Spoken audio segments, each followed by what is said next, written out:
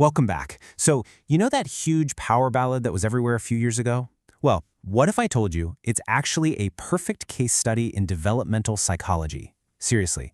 Today, we're going to break down the lyrics of this famous song and use them to map this incredible and honestly really human journey from emotional lockdown all the way to radical self-acceptance. Okay, let's dive right in with this opening line. The wind is howling like this swirling storm inside. I mean, boom, right there. That's the whole conflict in a nutshell. That swirling storm isn't just about the weather outside, obviously. It's a killer metaphor for this turbulent, bottled-up emotional state. All that chaos, it's internal. And that turmoil, well, that's the engine that's going to drive this entire story. So before you get to the big breakthrough moment, you've got the lockdown period. And the lyrics give us this perfect phrase for it: a kingdom of isolation. Think about that. It's not a literal kingdom, right? It's a fortress built inside the mind, all designed to keep this powerful part of herself a secret. It's a psychological state, and this is where we begin: stasis and suppression. Just imagine, every single ounce of energy is going into keeping everything under control. And this slide really shows what psychologists call cognitive dissonance. It's this major internal conflict, a real tug-of-war. On one side, you have all these external rules she has to follow. Be the good girl, hide your true self, always be in control. But on the other side, you've got her internal reality, this powerful, almost elemental force that, let's be honest, can't be locked away forever. The tension between those two things, it's got to be immense, just completely exhausting. And these phrases, they're basically her mantra of suppression. It's what she tells herself over and over to cope. Think about it from a psychological standpoint. These are learned coping mechanisms. Be the good girl, conceal, don't feel. These are the rules she's internalized to deal with what everyone else expects of her. It's a full-on strategy of self-denial. I mean, it's the very definition of an emotional lockdown. But here's the thing about suppression, right? Any system like that has a breaking point. You can only hold it in for so long. Eventually, that pressure just becomes too much. The walls come down, containment fails, and this profound, totally irreversible shift starts to happen. This is the catharsis. It's the turning point of the entire song. Well, now they know. That's it. Just 4 little words, and they change everything. This line is the absolute fulcrum, the pivot point for the whole story.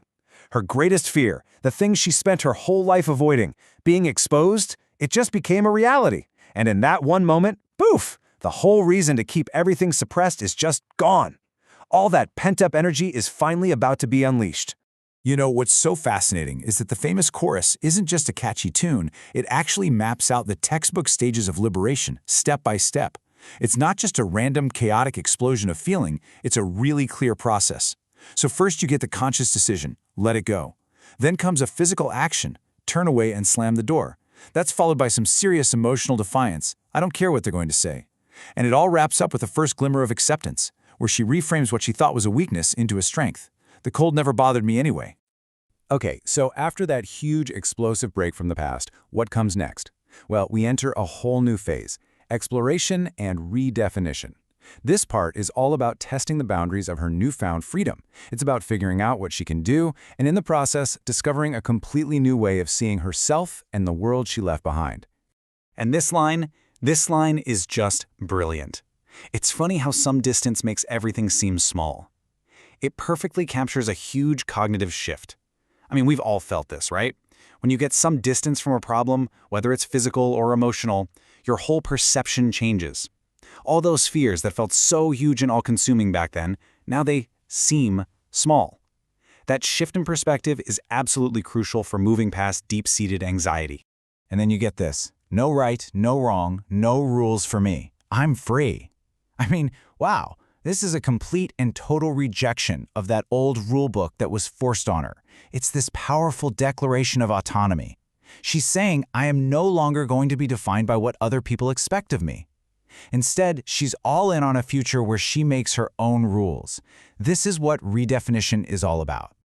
So where does all this lead? Well, the journey culminates in the final, most profound stage: integration and self-actualization. And this is a really key difference. It's not just about being free from the past anymore. Now it's about actively building and embracing a new, authentic self. It's a process that psychologists have a name for: self-actualization. So what exactly is self-actualization? Well, to put it simply, it's the whole process of realizing and fulfilling your true full potential. It's about moving past just surviving or trying to fit in, and instead becoming the most authentic version of yourself you can be. And honestly, this entire song is like a perfect lyrical roadmap for that exact journey, going from a place where her potential was hidden and feared to a place where it is completely embraced and lived out loud. And you can actually map this progression pretty clearly on a timeline. It starts with the outright rejection of her history. The past is in the past. Then it moves into redefining who she is, by shedding that old perfect girl persona. And the final step is that full integration, where she's not hiding anymore, but standing confidently in the light of day, totally present and totally authentic. And this brings us full circle to a really incredible transformation. Remember how the song started with that swirling storm inside? Back then, it was a source of fear, something to be locked away. But by the end, what does she say? Let the storm rage on.